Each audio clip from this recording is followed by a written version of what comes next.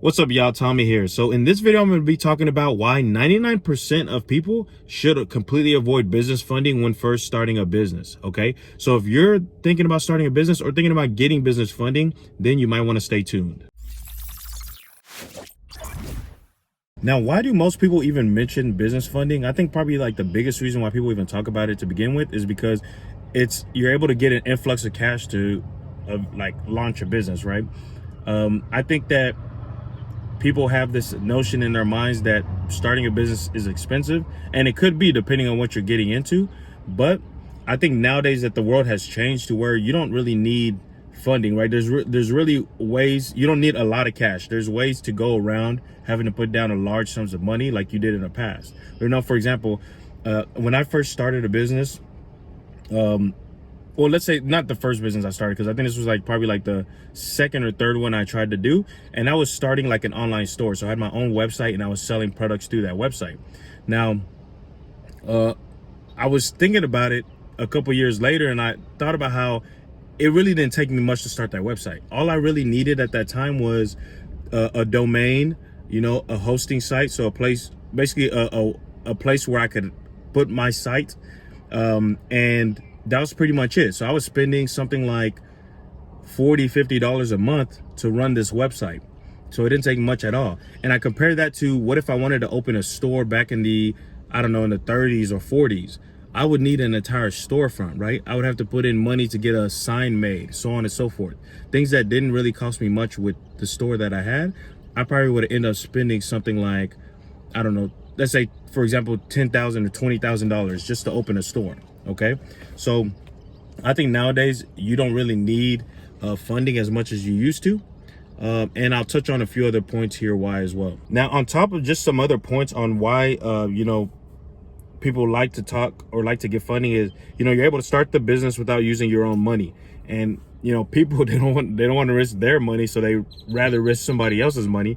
But the funny enough is, like, most of the times whenever you hear people talking about this thing saying like business funding, right? It's not really the kind that you're thinking.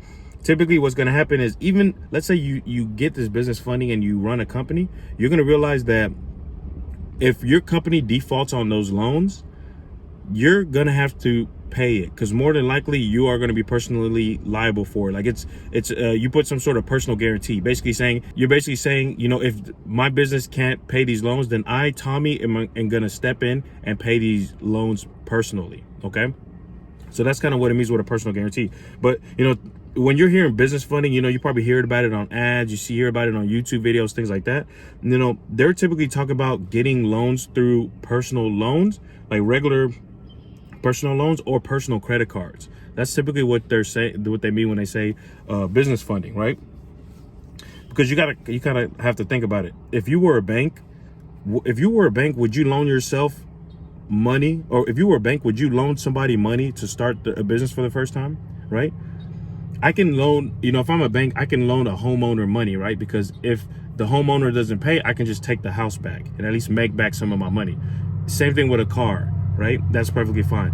Even credit cards, they look at kind of how you've made payments in the past, and can give you, they can kind of judge it from there. And sure, they can take losses, but when you're comparing like credit cards to getting a business loan of 50,000, right? Or a business loan of 100,000. Imagine if they just were giving out $100,000 loans to people that had never ran a business before, right? And majority of businesses fail. Like, we know that it's a statistic that, I don't know what it is, like 90% or 99% of businesses fail within the first couple years. That's kind of what you got to look at when, like, for example, if you're a bank, right? Banks are going to be kind of thinking, hey, if I loan this guy money, it's more than likely that his business is going to fail. Would I want to take that risk without having some sort of guarantee? No, I wouldn't. So the best guarantee is having a personal guarantee, where even if the business fails, the person that took that loan is still going to be making payments towards it. So me personally, I think that's not the true business funding, right? I think business funding is more so like once you have an established business, you can get a loan from the bank, you can get access to credit from even like vendors, and you don't have to put any type of personal guarantee on it. So if, for example, that stuff isn't getting paid back, you're not able to pay back those loans, then it just falls liable on the business. It has nothing, it doesn't fall back on you. So what should you do instead? I think probably what I'd say is the best scenario is, first off, you want to make sure that whenever you are starting a business, you're starting a business based on like on some sort of expertise you have, right? I think like, let's say for example that, you know how to do landscaping or something, right? Or you've worked for a company doing landscaping for 5-10 years. Then you could probably say you're more of an expert at landscaping than the average person. So that might be a business idea that you can do, right? So that might be a situation where I'd be more open to looking to getting some sort of loan. Or more specifically, what I'd really do in that situation is look for grants, right? Now, obviously, I'm not saying that there's a ton of landscaping grants out there. I have no idea. But depending on what you're in or what kind of field you're in, you might be able to get grants to start a business, or at least to continue growing a business, especially whenever you already have expertise in that field, right? You already have experience doing whatever it is that you're trying to start your business on. Now, that's the first thing I'd really do is find something that I'm personally feel like I'm an expert at, leverage that skill to start the business or make that the core part of my business. And then on top of that, and you guys are probably not gonna want to hear this, but I would leverage my own cash. Okay. I think that it's much better for you to leverage your own cash because you're gonna have more of appreciation. And that's kind of how I've always had it, is I had more of an appreciation of where all my money was going, right? Whenever it was my money. But something happens when you start using your somebody else's money, or you use the bank's money, right? It becomes a situation where you're spending more you could say like frivolously, right? Like things that normally you wouldn't buy, you're like, you know what, let's just go ahead and get that. I have the money for it.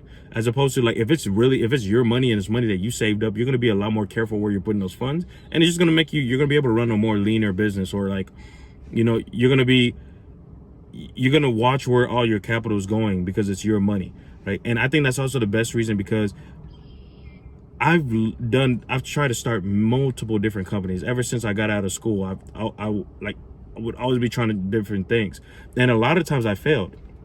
But the thing that was always great for me was I would try to put a set amount of money in. Like, let's say for example, I would try something and I would spend like $1,000 just trying it, right? I'd be willing to spend up to $1,000. Once I ran out of the money, that was it. And I didn't have to worry about, now I got to pay off this loan because I took a loan out for $10,000 to start this business that didn't work. And what that enabled me to do is I could, save the money again and pivot and try another business, right? And just repeat that process over and over again. And I realized that, I just kept learning more and more and more as I had, failures. You can call them failures, but I look at them as like, it's almost like a lesson, right? It's like going to college. When you go to college, you pay what? Let's say you pay $30,000 a year to go to school. I was basically getting my own education in entrepreneurship by launching businesses. And even if they didn't work, I looked at it as like, as long as I could grab a lesson from it and move forward with it, then I was cool. But that made me a lot more careful to actually make sure that I was using the funds that I had allocated for that business appropriately. And I know nobody wants to hear that, right? You want to hear what the quick answer is, but that's really the truth of it. Is like, if you do that, that's whenever you're going to see that you're going to have the biggest chance of success. Obviously, some companies do need to get funding, right? They do need to get capital from a bank. But I think, especially when you're first starting, if you've never started a business before, there's so many things that you're going to face that you wouldn't expect or you don't think of. Especially if you just worked, like, you were an employee somewhere, which is nothing wrong, right? If you worked at a job, most of us, that's what we did. We worked at a job and then we're trying to start something. But now you got to keep in mind that things that you didn't think about at your job, you now have to think about, right? You maybe didn't think about payroll. You didn't think about, I'm getting a paycheck every 2 weeks from my job. But now that I have a business, if I hire somebody, I got to get him a paycheck. He has to get that money every 2 weeks. And I have to pay taxes on that paycheck. I have payroll tax, right? Or self-employment tax, things like that. You have all these different taxes that you now have to be aware of. And that's just one example, right? So that's pretty much it for me, right? Like, the way I look at it is start a really lean business where, you can grow it, and then you can start looking at getting access to debt once you have grown it, and you're kind of seeing a repeatable process, a repeatable success, right? One thing I will say on top of that is I wouldn't use debt to grow to start a business. I would use debt to grow a business. Okay, it sounds it sounds similar, but it's a big difference. Don't use debt to start a business, use debt to grow a business. And I think that's fine. Whenever you can kind of see the trajectory of your business, and hey, if I infuse more cash into this, it's going to grow even faster, but I can already predict the kind of results that I'm gonna get. That's when it makes sense for you to get debt, right? And when I'm saying predict, I mean like you literally could you can look at the math and be able to know exactly how much you're going to make, right? And I think that's whenever it's a great time for you to start adding debt. Okay, now that's going to be pretty much it for this video. I have shot other business videos. If you're interested in starting your own business, or even just business credit in general, I've shot videos on me getting business credit. I got a business credit series, also on different apps that I've used along the way, different credit cards, some with personal guarantee, some with no personal guarantee. I'll link to those down below as well. Things like that. Okay, so go ahead and check those videos out. They'll be down in the description, probably down in the comments as well. But yeah, if you have any other questions, or you want to know anything about business credit or just building a business in general, throw it down in the comments down below, and I'll be happy to answer your questions, or even shoot a video on it depending on how many questions I'm getting on it. And that's gonna be the gist of it. So be sure you like this video if you found value in this video, and make sure that you hit the subscribe button down below as well, so you don't miss any of my future videos. Alrighty, so that's gonna be it for today. I will see you at the next one. Peace.